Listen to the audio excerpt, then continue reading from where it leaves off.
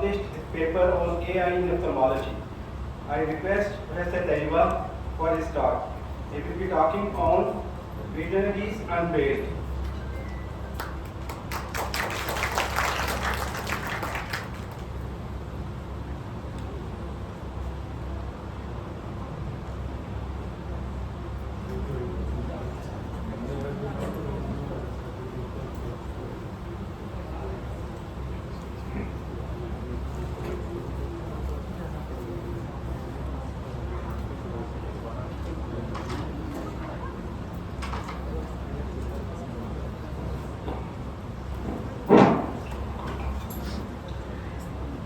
Okay, good morning and Assalamu alaikum.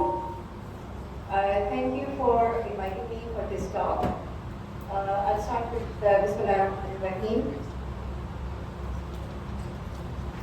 So those who have witnessed, I think there are very few people who would have witnessed 1980s, they must be aware of a television series by the name of Knight Rider. Let's watch what Knight Rider is.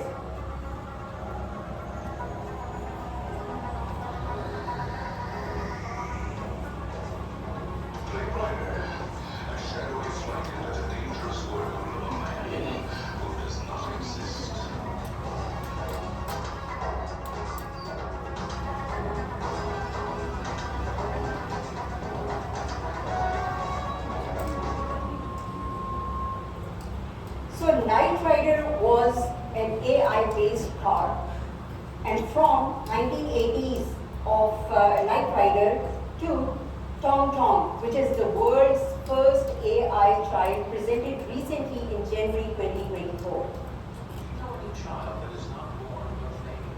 A child that is not flesh and blood but code and data.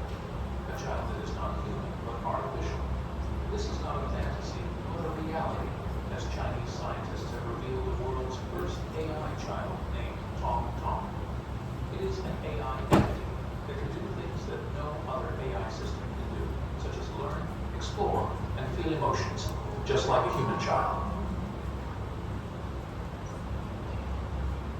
So Ken Olsen, founder of Digital Equipment Corporation in 1977 said there is no reason anyone would want a computer in their home. And now in 2024, we see that computer has become a part and a parcel of our lives. Now this talk is basically focused on what AI actually is, what are the algorithms which are used in ophthalmology, what is the literature evidence, and what are the challenges, and at the end I'll give a summary. It is a little bit of difficult topic, but I'll try to make it as simple as I can. So what is AI? AI is artificial intelligence, which was first discussed in 1956, and it referred to technology which is used to mimic human behavior. And now we listen to the terms like machine learning and deep learning. To understand this concept, let us have a look at this picture. You can see here, this is the traditional computer program.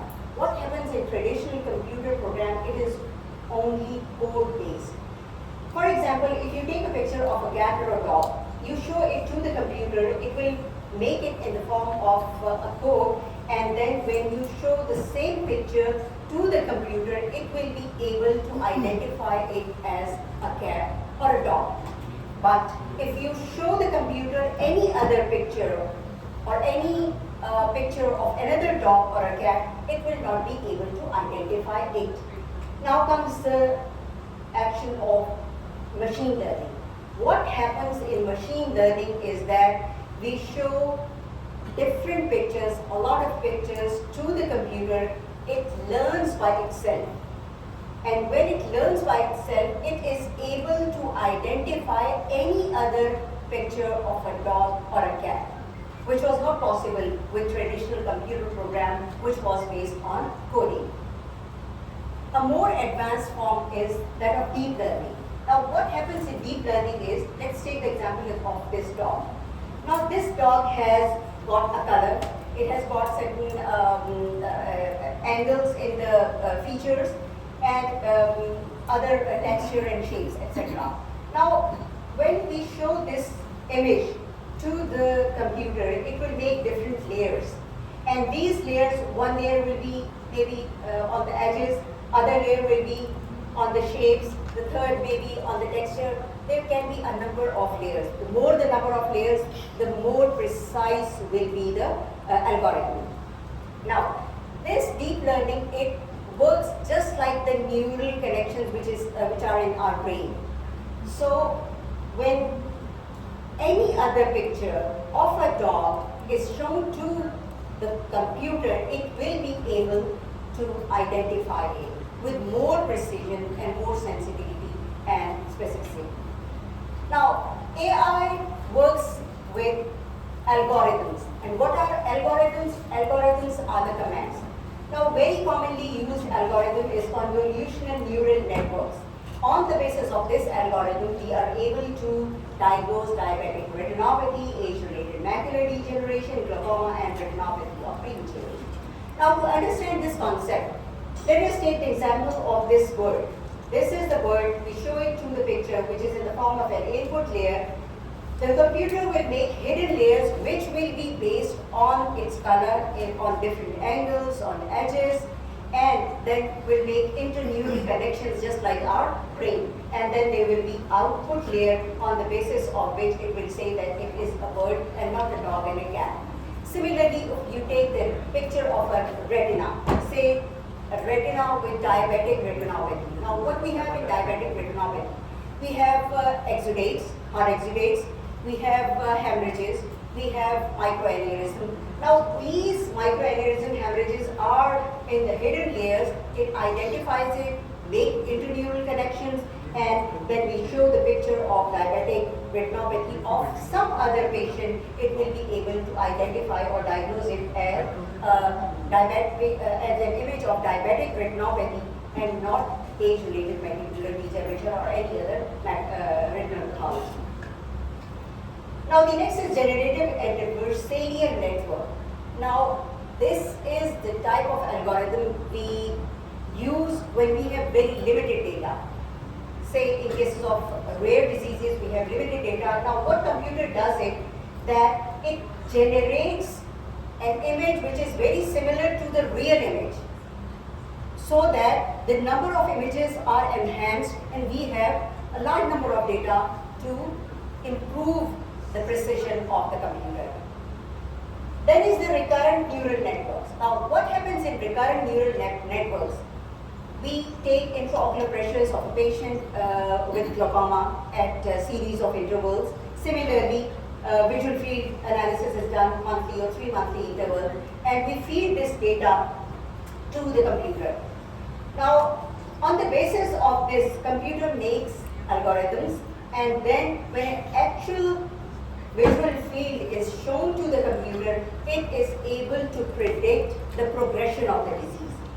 It is able to predict how much damage will occur now if the patient is untreated or is treated on the same lines on which it is being treated.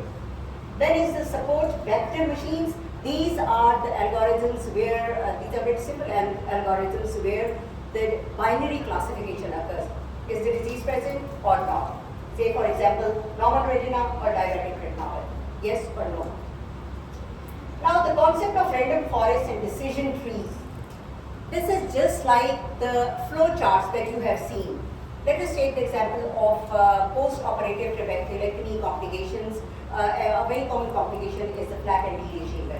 Now, when we make a flow chart, what we do, we write flat anterior chamber on the top, and under that we write flat anterior chamber with raised IOP or with low IOP, and then under that we write whether the sedal is positive or negative, and so on and so forth. So we make a flow diagram, and finally we reach to the cause of flat anterior chamber. Now, what happens in this algorithm? The computer itself makes a decision tree like this, and on the basis of this, it is able to make diagnostic decisions. Now, coming to the latest algorithm, that is the deep reinforcement learning.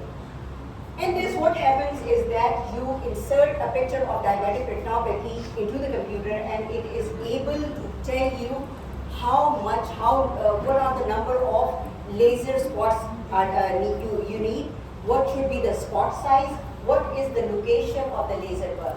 So all the work has to be done by the machine. You are just there to click the button. Now, one thing we have to understand is that AI algorithms are continually refined. The more data it gets, the more refinement occurs, the more precise it is. So we see that 1911, when the first slit lamp biomicroscope was made, to 21st century, we see that ophthalmology has developed a lot. And now at this time, artificial intelligence is able to diagnose all these diseases of the eye. Now let's scroll down a little bit into the literature and find what is the literature evidence of the role of AI in ophthalmology. Now the first is the diagnostic assistant. Here we see there are three landmark moments, and the first was in 2016 where first software was developed for the detection of diabetic retinopathy. And in the same year, Big Tech entered the game. It collaborated with the hospitals, got the images, and refined the algorithm or the software which was made. And then in 2018, FDA permitted marketing of artificial intelligence-based device to detect diabetic retinopathy. These are all the four softwares which are available and they are approved by the FDA. This is another study which shows the diagnosis of retinal diseases on the basis of OCT. Now, this is a recent study which we did in collaboration. Lamar General Hospital collaborated with FAST University, and we did this study and made an algorithm which was used to diagnose diabetic retinopathy. It was published in 2024 recently, and with the help of this algorithm, we are able to diagnose diabetic retinopathy with more than 90% precision. Now, for predictive role of AI, we have two predictions. Firstly, I found this article which showed the prediction of cardiovascular risk factors from retinal fundus photograph. You show the retinal fundus photograph, and the AI is going to tell you how much the person has the risk of getting cardiovascular events. And similarly, predicting conversion to wet AMD is another area where the AI can help in prediction. A very common example is the AI-based formula which is used to calculate the intraocular power. And it gives the prediction of how much post-operative refractive error will be. This formula is freely available online. You can go there, you can get the results. For treatment planning, I found this very interesting article.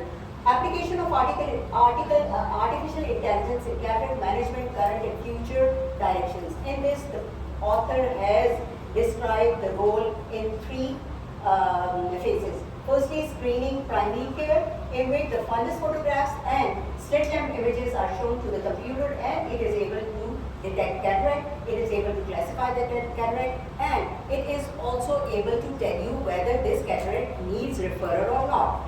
Now, coming to the intraoperative care. Now, what they did was that they showed or inserted videos of capsular rupture, posterior capsular rupture of the rent into the computer, and the computer was able, on the basis of these OR videos, to predict the complication of PC rupture operatively. And then for the post-operative, slit lamp images are shown to the computer, and it was able to predict PCO, that is the posterior capsular opacification prediction. Now, teleophthalmology has been in vogue during the COVID days, and now people are moving towards the role of AI in teleophthalmology. There are a lot of papers, and very interesting paper that I found was on retinopathy of prematurity. In 2020, the first AI system was developed for ROP by imaging and informatics by the name of iROP, and it received breakthrough status by the FDA. And the authors, they claim that in finding out or in diagnosing the plus disease of retinopathy or prematurity, this AI system had more precision than the examiners or the human or the doctors who are doing retinopathy or prematurity screening. Surgical assistance, I've already told you about the role in cataract surgery, and for the same is the case with refractive surgery. Now the researchers are moving to the robotic eye surgery in the recent years. Then drug discovery and development, a very good example is that of COVID vaccine, which were developed on the basis of AI, and these were the fastest vaccine which were developed throughout the human history. Earlier, it took more than 10 years to develop a vaccine, but you see it was developed within just few months. So that was the role of AI. These are the areas where AI can help in drug development. And there is another interesting thing, and that is the patient management. AI can also help you in scheduling your appointments and also managing electronic health records. You can download an app. That app is going to give appointments to the patient. You wake up in the morning, you ask the AI, how does my day look? And it is going to answer you, sir, you have 15 patients to see today starting 9 a.m. So easy, you don't need a receptionist. Now, these are the articles which show the comparison of accuracy, sensitivity, specificity, number, and the type of images which were analyzed. And according to this data, for the diagnosis of diabetic retinopathy, the AI has sensitivity and specificity of more than 98% and 91%. For AMD, 98 and 92%. For glaucoma, 98 and 97%. And for ROP, a little bit less than the others, 93 and 94%. Now, yesterday I found a mobile app.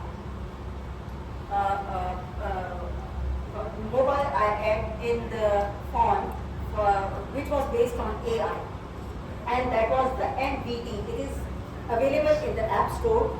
The patient can download this app, check his or her vision on the app, and the app is going to suggest whether the patient needs to consult an ophthalmologist or not. Similar is the All Eye app.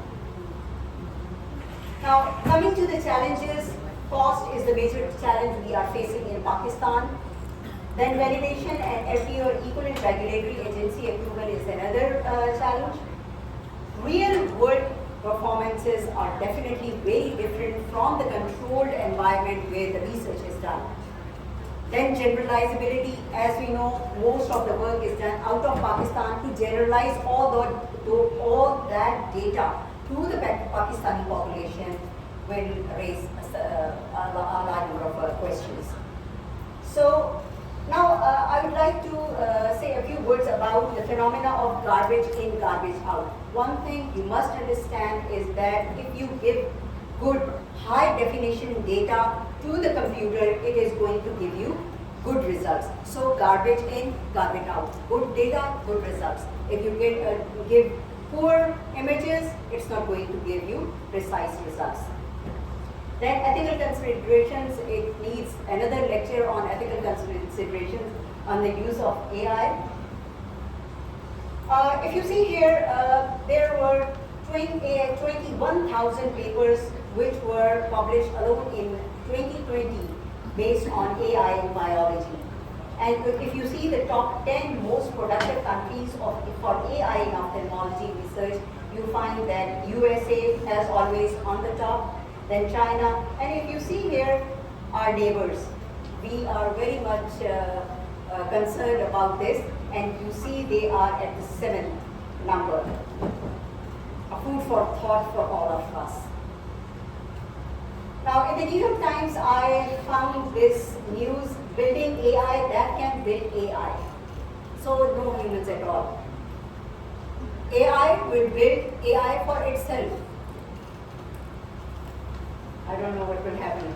So, to summarize, AI is helping to improve the diagnostic accuracy, treatment efficacy, patient outcome, optimize healthcare delivery, resource utilization in the field of eye care. This is how you give the input, and this is the output in the form of diagnosis, classification, and management. And I will conclude with this Allama Iqbal's verse. मैं वे हैरत हूँ कि दुनिया क्या से क्या हो जाएगी. इसका पहला शेर है, मिसरा है, आँख जो कुछ देखती है लब पे आ सकता नहीं, मैं वे हैरत हूँ कि दुनिया क्या से क्या हो जाएगी. Thank you very much.